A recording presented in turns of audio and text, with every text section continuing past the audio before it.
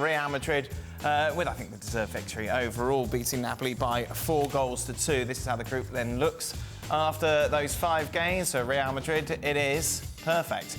5 games, 5 wins, top of the table, clear of Napoli in second. Napoli cannot lose to Braga by more than 2 goals and they will be fine. They will also qualify. Jude Bellingham was man of the match. He is having quite the season, isn't he? His first at Real Madrid. The youngest to 10 goals. He's 20 years of age behind Kylian Mbappe and Erling Haaland, who I believe are more attacking-minded than Jude Bellingham. It's not bad, is it? Yeah, and that's incredible.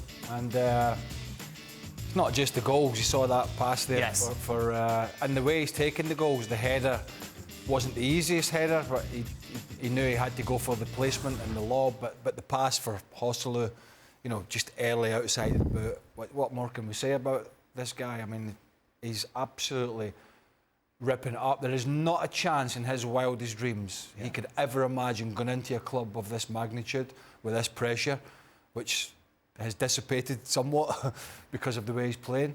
And even his manager, you know, coming in off a season where, you know, Barcelona win the league with Xavi in there. You know, Real Madrid have this great Champions League record, but they go out last year. So Ancelotti's under a little bit of pressure. He's got this Brazil job looming, so questions about, you know, has he got one eye on the Brazil job, one eye on Real Madrid? Where's his focus? He's really helped to take a chunk of that pressure off. And we keep saying it. How many is that now? I don't know, 15, 16? Can he keep it going? Like, no Real Madrid players scored in their opening 4 Champions League matches. That's a record that he set today. He's got a lot of stats. He was asked if he was perfect, if Carlo Ancelotti asked it, you know, and he said, no, he needs to improve his Spanish. Take that, world. It's not easy. Meanwhile, Rodrygo, interesting. Well, it is easy if you don't spend most of the time in the pub, like you. All right, Pop. Rodrygo on the score sheet once again, however, came off late. We're still waiting for reports on how serious that injury could be, but he's a player that is playing so much more confidence. Yeah, and productivity obviously breeds confidence, and it's what we're seeing from Rodrygo, and a player that, yes, has had his difficulties earlier this year, but what we have found from him is that actually the absence of Vini has played into his hands because he becomes more of a featured player.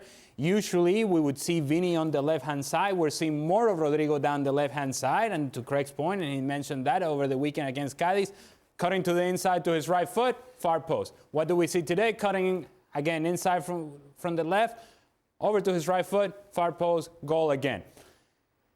That, I think, obviously, for Carlo Ancelotti is beautiful to watch, but it's also a sense of relief because there is a question here, and it has been a question over the beginning of this season, who scores if Jude Bellingham is not scoring?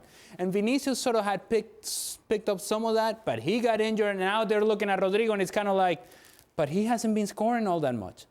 He is scoring, and it's important that he stays healthy because it can no longer be the Jude Bellingham show. Apparently it can. Yeah. The other thing I would say about Jude Bellingham, just quickly, he's writing a manual as to how to win Real Madrid fans over. Yeah. He's hitting every single benchmark. He's ticking every box.